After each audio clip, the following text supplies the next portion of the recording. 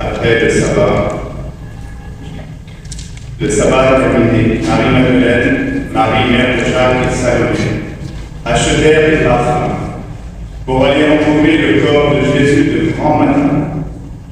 Le premier jour de la semaine, elles se rendaient au tombeau dès le lever du soleil.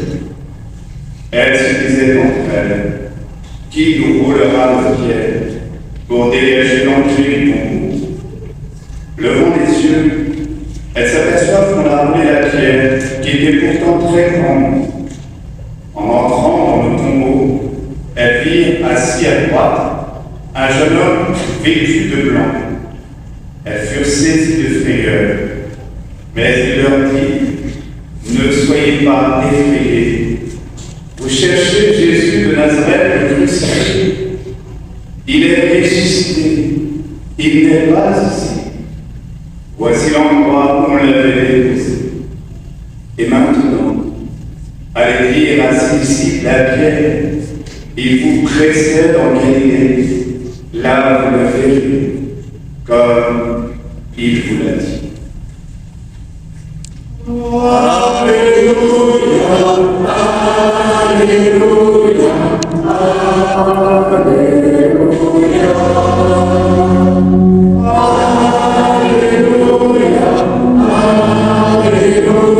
Je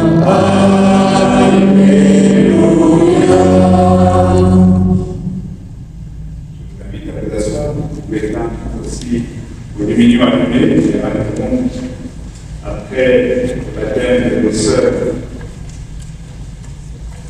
Cette longue liturgie de Pâques, avec toutes ces lectures, pour nous rappeler qu'il est important d'écouter la parole du Seigneur.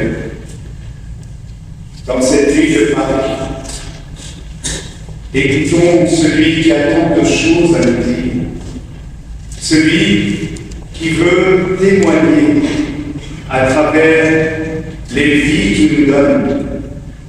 Ce soir, nous avons cette chance d'avoir 3 baptisés parmi nous qui vont recevoir le baptême, la communion et la confirmation pour devenir à leur tour ces témoins envoyés de Dieu pour notre communauté.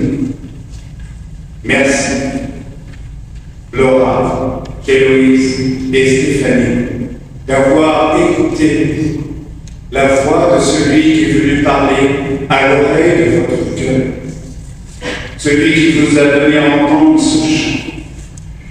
Écoute la voix du Seigneur, prête l'oreille de ton cœur, qui que tu sois ton Dieu parfait, qui que tu sois, il est ton Père, toi qui aimes la vie, oh toi qui veux le bonheur, réponds en fidèle ouvrier de sa très douce volonté. Réponds en fidèle ouvrier de l'évangile que s'appelle. Oui, toi, Laura, toi, Héloïse, toi, Stéphanie, toi qui aimes la vie, tu as répondu en fidèle prière à la volonté du Seigneur en toi, pour recevoir ce soir au milieu de tes frères le baptême, cette porte d'entrée. Fais de nous justement ces témoins pour le monde entier. Oui, comme point de communion, comme point commun à tous les textes que nous avons entendus, c'est bien l'écoute. Abraham a écouté la voix du Seigneur. Isaïe, tous ceux qui nous précèdent ont écouté celui qui leur parlait. Oui, c'est bien ce point commun à toutes ces lectures et ce point commun qui nous relie entre nous. nous sommes mis à l'écoute. Écoutez, c'est bon. Puisque lorsque les hommes et les femmes de ce monde apprennent à s'écouter, c'est la paix que nous sauvons. Oui, aujourd'hui, ce soir, notre présence autour de vous, mes sœurs, pour écouter celui qui a tant de choses à nous dire. Nous avons entendu, et je prendrai ces lectures, dans le livre du prophète Isaïe, que Stéphane nous a lu. Nous avons entendu ainsi par le Seigneur, vous tous qui avez soif, venez, voici de l'eau. Même si vous n'avez pas d'argent, venez acheter sans argent, sans rien payer. Comment nous pouvons acheter si nous n'avons rien à payer? Dans ce monde, lorsqu'on nous dit qu'il faut acheter, il faut ouvrir son portefeuille. Il faut... Rien n'est gratuit. Alors qu'avec Dieu, tout est gratuit. Oui, venez à moi et vous vivrez. Vous vous êtes approché de lui et vous avez pu découvrir que c'est lui qui s'est approché de vous. Je vous donnerai l'eau qui fait vivre. J'ai soif de vous la donner, pour que vous la redonniez au monde en devenant serviteurs, servants de ma part. Vous êtes venus avec vos parents, la maman Héloïse depuis Rouen, long voyage, mais que ne ferait-on pas pour sa fille? Stéphanie, pareil, avec ta marraine, avec tes amis. Et Laura, avec ton époux, avec ton parrain, avec tous ces catéchumènes aussi, qui ont cheminé avec vous, qui sont bien présents ce soir, pour rendre grâce des merveilles que le Seigneur continue à nous donner lorsque nous l'écoutons. Oui, venez acheter sans argent. Écoutez-moi bien, et vous mangerez de bonnes choses. Oui, Shema Israël.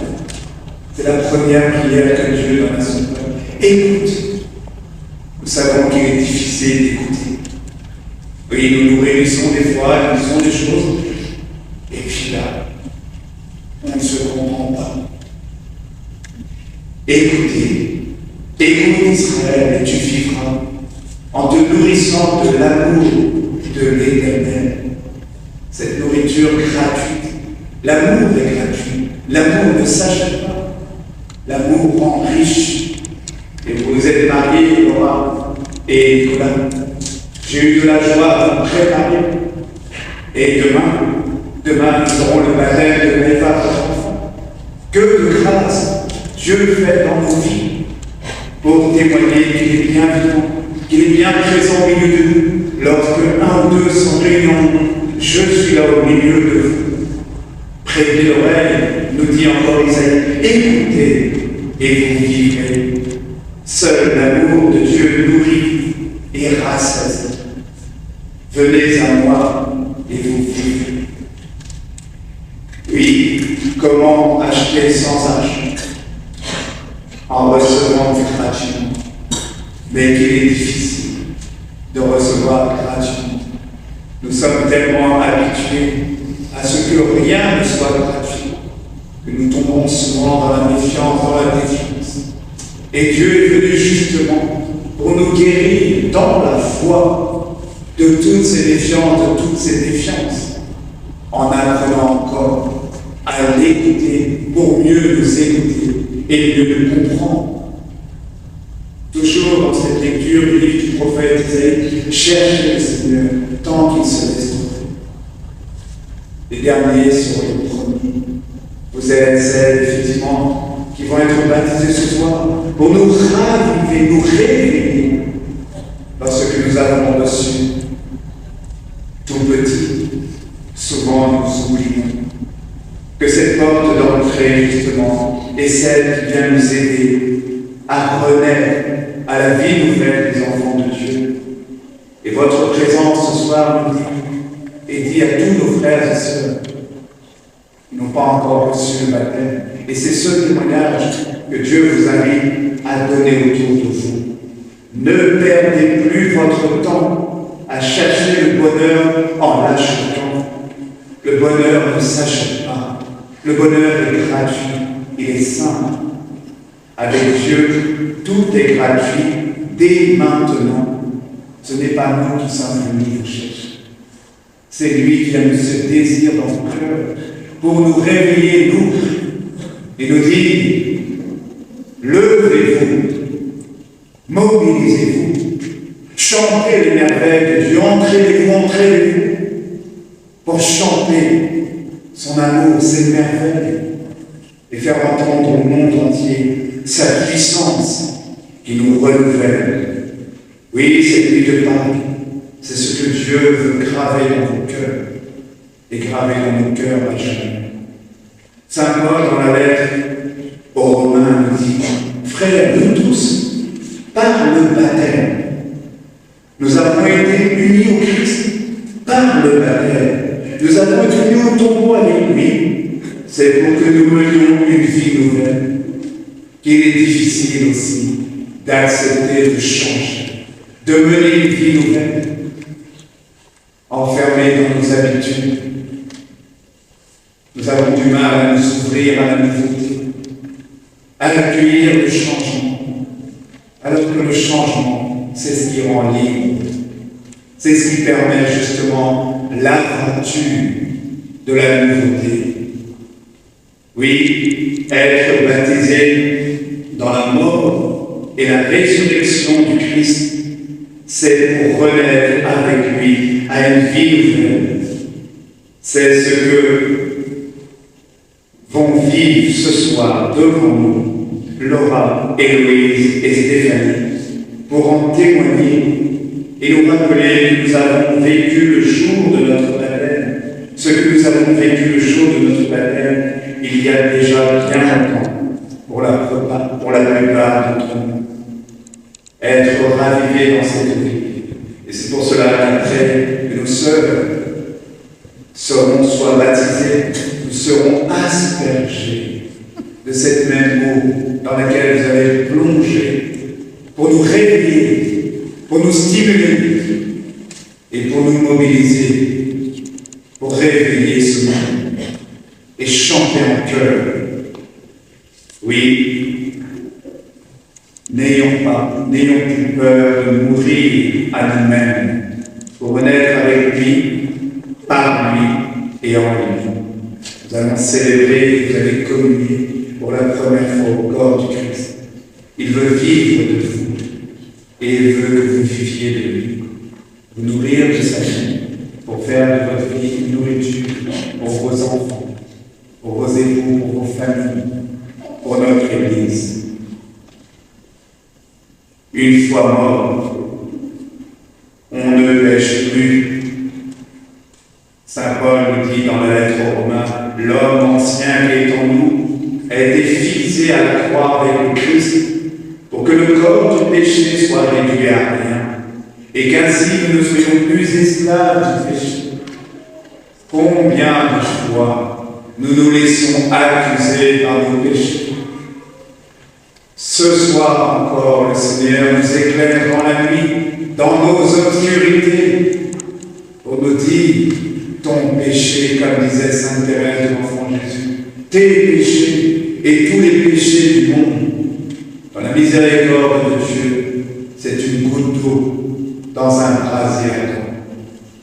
Cette goutte d'eau que vous êtes, cette goutte d'eau que vous allez recevoir 3 fois au nom du Père, du Fils et du Saint-Esprit, pour raviver en vous cette eau que vous êtes, pour éteindre tous les incendies de la terre.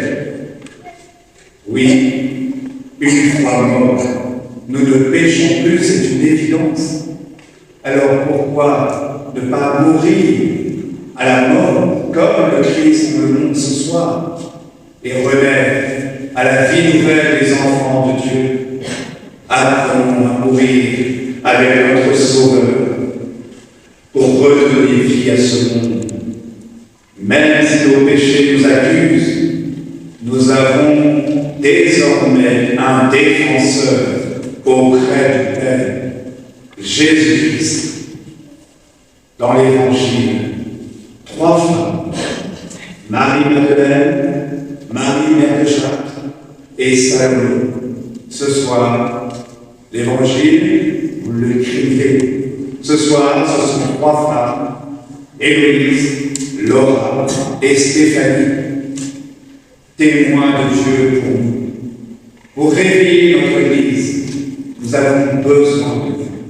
L'Église a besoin de vous, Dieu a besoin de vous. J'ai besoin de vous.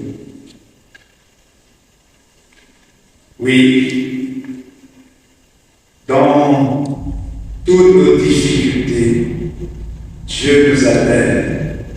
Et ces femmes, à l'inverse de Judas, ces femmes dépensent de l'argent pour aller prendre soin d'un corps, même après la mort. Prendre soin de la dignité de l'homme. Et la dignité de l'homme ne s'arrête pas à la mort. Et aujourd'hui, plus que jamais dans notre pays, nous avons besoin effectivement de témoins. Dans un pays où aujourd'hui on dit que donner la mort, c'est un geste fraternel, quelle ineptie, quelle honte pour notre terre de France.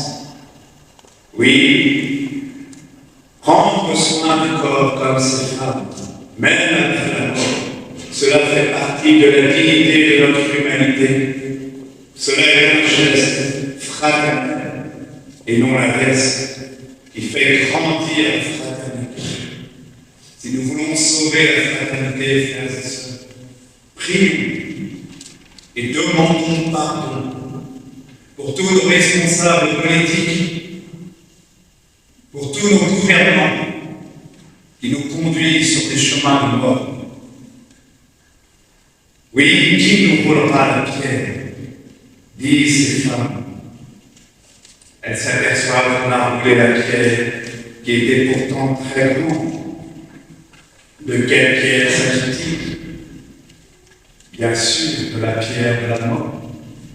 Qui peut rouler cette pierre, sinon Jésus seul? C'est Jésus lui-même, la pierre angulaire, qui vient ouvrir nos tombeaux pour dégager tous les obstacles qui entravent notre liberté.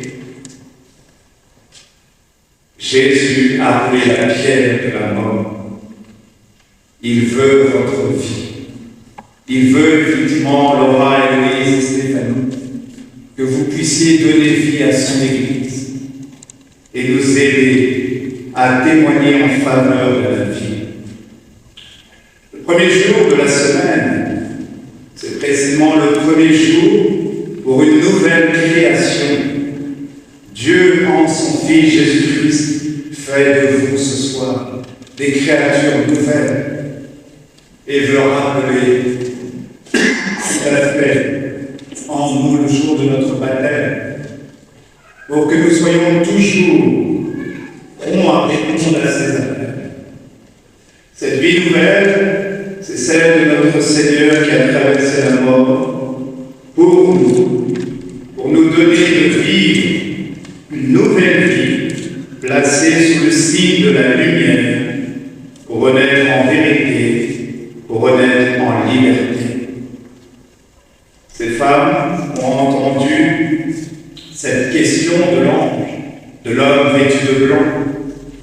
Il leur dit: ne soyez pas effrayés, vous cherchez Jésus. Vous l'avez cherché de longues années, mais lui, depuis votre naissance, vous cherche. Il vous a trouvé. Et justement, il se réjouit de cette rencontre, de cette communion. Oui, qui cherchez-vous? Cherchez Jésus, c'est déjà le signe de sa résurrection. Comme je vous l'ai dit, c'est lui qui a posé ce désir dans vos cœurs. Ce n'est ni Père Charles, ni Christiane, ni d'autres témoins autour de vous. C'est lui en personne qui vient parler au plus profond de nos cœurs. Alors, témoignons effectivement et témoignez, Laura, Héloïse et Stéphanie, qu'il est bon de chercher celui qui nous cherche, qu'il est bon de le trouver. Ce soir, au milieu de nous, vous êtes ces témoins qui nous donnent, en nous mettant précisément à l'écoute de sa parole. L'ange, après avoir témoigné auprès de ces femmes, leur dit: maintenant, allez dire, il vous précède, vous le verrez comme il vous l'a dit. C'est sa parole qui est claire, c'est sa parole qui vous montre le chemin. Aucun de mes frères et sœurs ici, ni moi-même, je ne l'ai vu de mes yeux, mais je le vois avec mon cœur. Et nous apprenons à le voir avec notre cœur. Oui, c'est sa parole qui nous précède, qui nous révèle sa présence. C'est l'expérience que vous avez faite, Laura, Stéphanie et Louise, pour pouvoir en témoigner. Que la grâce de notre Seigneur Jésus-Christ, que la grâce de Pâques retombe sur vous en abondance pour faire de vous ces témoins de lumière, éclairer son Église